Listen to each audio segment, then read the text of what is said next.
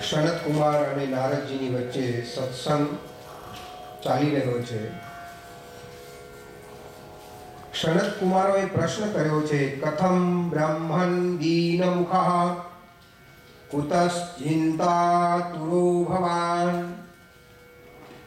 કોઈ મહાપુરુષ જ્યારે દીન બને ત્યારે આશ્ચર્ય થાય. સાંસારિક લોકો કદાચ દીન બને સમજી શકાય, પણ ભગવાનનું સતત સ્મરણ કરનાર, ચિંતન કરનાર, એના મુખ પર જ્યારે ઉદાસીનતા આવે ત્યારે સમજવાનું કે સમાજમાં કંઈક ખોટ છે. મોઢાની 3 અવસ્થા થાય. કાં તો મોઢું પડી જાય,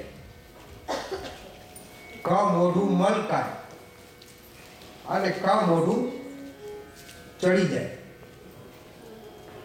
આપણે કાંઈ સારું કામ કરીએ ને તો આપણું મોઢું મલકાય, અને ન કરવા જેવું કોઈ કામ કરી આવ્યા હોય અને પછી કોઈની સામે જવાનું હોય, આપણે જૂઠું બોલ્યા હોઈએ ત્યારે મોઢું પડી જાય. અને તમારા નારાયણ બનારસ ગયા હોય, બનારસની સાડી તમે મંગાવી હોય અને જો એ સાડી ન આવી હોય તો પછી મોઢું ચડી જાય અને ફોટો પાડવા જેવું હોય મોઢું. કથમ બ્રહ્મન દીન મુખઃ ચિંતાતુરઃ કથા. નારદજી સુંદર જવાબ આપે છે. હું મારા દુઃખે દુઃખી નથી. જેવું સમજવા જેવી નારદજી વાત કરે છે.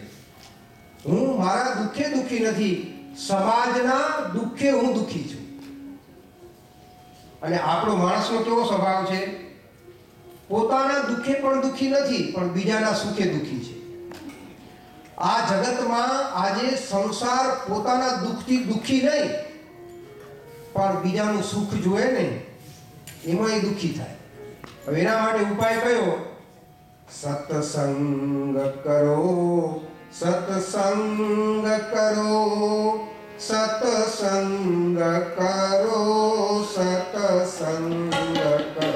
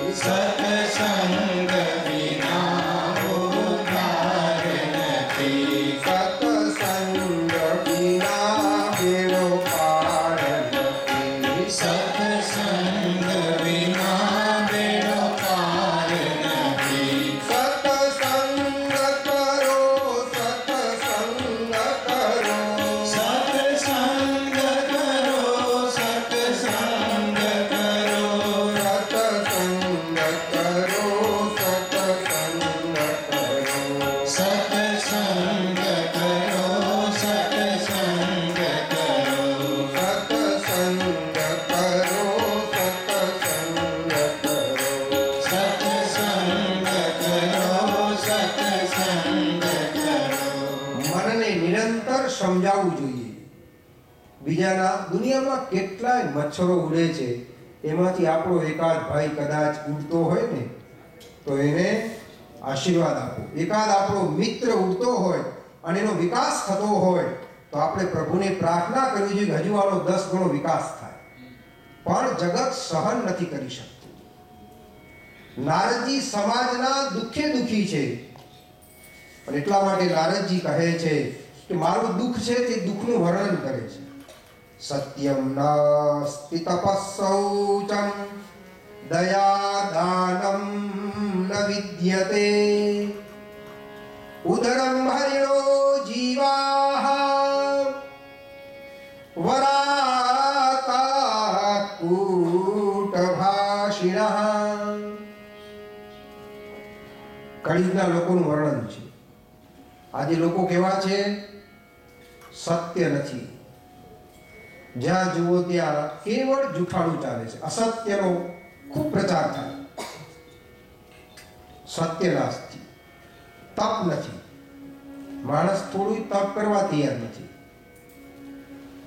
જૂન મહિનામાં અહીંથી ભારત ગયા હોય, મુંબઈ એરપોર્ટ પર ઉતરીએ અને પછી 2-4 મચ્છર જો આપણને આવીને કરડે ને, એટલે લોકો પછી કહેવા માંડે કે આપણા દેશમાં અહીંયા એરપોર્ટમાં ઠેકાણું નથી.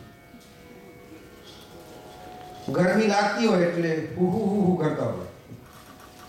કેમ તો કે જરાય ગરમી સહન ન કરી હોય. તપ કરતા થોડું શીખવું જોઈએ. સ્વચ્છતા એ બહુ મોટી વાત છે, હોવી જ જોઈએ. પણ આપણે સમજી શકીએ છીએ આપણા દેશની પરિસ્થિતિને. તપ લોકો નથી કરતા.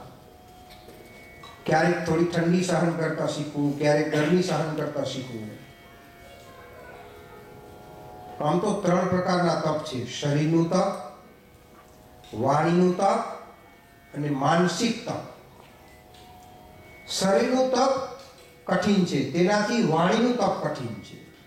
આપણાને કોઈ કડવા વચન કહી જાય અને છતાં એ સહન કરી લેવું, સામે કડવું ન બોલવું, એ બહુ મોટું તપ છે. અને ત્રીજું તપ છે ને માનસિક, એ સૌથી કઠિન તપ છે.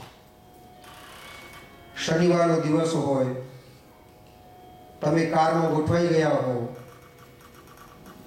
અને આપણા કોઈ ખાસ મિત્ર કે સંબંધી આવે પછી એમ કહે તમારું થોડું કામ છે, આપણે પાછા કારમાંથી ઘરમાં જઈએ, એમની સાથે બેસીને વાતો કરીએ. પછી આવનાર ભાઈ હોય ને ફોર્માલિટી ખાતર એવું બોલશે કે મેં તમારો બહુ સમય લીધો હો, માફ કરજો. એટલે આપણે પછી ફોર્માલિટી ખાતર એવું કહી દઈએ કે ના ના કઈ વાંધો નહીં, પણ મનમાં થતું હોય કે આ લપ જાય તો સારું, મારો સો જાય છે. એટલે માનસિક તપ સૌથી કઠિન છે. તપસ્સૌચમ દયા દાનમ ન વિદ્યતે. લોકોમાં શું નથી? તો કે દયા નથી. થોડો બેઝ આપજો. દયા નથી. પછી દાન. આજે લોકો દયા કરે, તમે કોઈ બહેનોને, બરાબર છે, બહેનોને તમે જુઓ, તમે કોઈ વખત કોઈ સિનેમા જોતા હોય ને એમાં કરુણ દ્રશ્ય આવે ને, ત્યારે એમની આંખોમાંથી અશ્રુ પડે, રૂમાલ ભીના થાય, પણ 2 મિનિટમાં બધું ભૂલી જાય. સામે ઘરમાં પેલા પતિદેવ થાકીને આવ્યા હોય અને એમ કે ચા બનાવો ને, તો પેલા જાતે બનાવી લો, હું મારી સિરિયલમાં અત્યારે સિરિયલ જાય છે. એટલે તપસ શૌચમ, પવિત્રતા નથી. સ્વચ્છતા એ જુદી વસ્તુ છે અને પવિત્રતા એ જુદી વસ્તુ છે. આમ તો 3 શબ્દ છે. શરીરને સ્નાન કરીને આપણે શુદ્ધ બનાવીએ એને સ્વચ્છતા કહેવાય. ભગવાનના જપ તપ કરીને, ધ્યાન કરીને આપણા મનને પવિત્ર બનાવીએ એ પવિત્રતા કહેવાય. અને આપણી પાસે બેસીને કોઈ સામાન્ય માણસના વિચારો બદલી જાય એનું નામ પાવનત્વ કહેવાય. સ્વચ્છતા, પવિત્રતા અને પાવનત્વ. માણસ આજે શરીરથી બહુ સ્વચ્છ રહે છે. અમેરિકામાં તો લોકો સવારમાં ઉઠીને જોબ પર જાય છે, નાય નહીં, એટલે કે સાંજે નાઈ લેવાનું. કોઈને પૂછ્યું કેમ તમે આવું સાંજે નાવો છો, તો કે આપણી ઇન્ડિયાની સવાર થઈ હોય ને, બોલો મારા વાળા અર્થ કાઢી જ લે, આને ક્યાં પહોંચો તમે.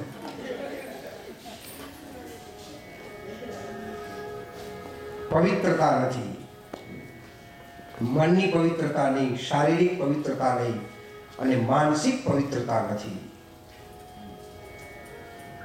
સત્યનો માર્ગ વિસરાયો રે, મારે હૈયે તો વેદના થાય છે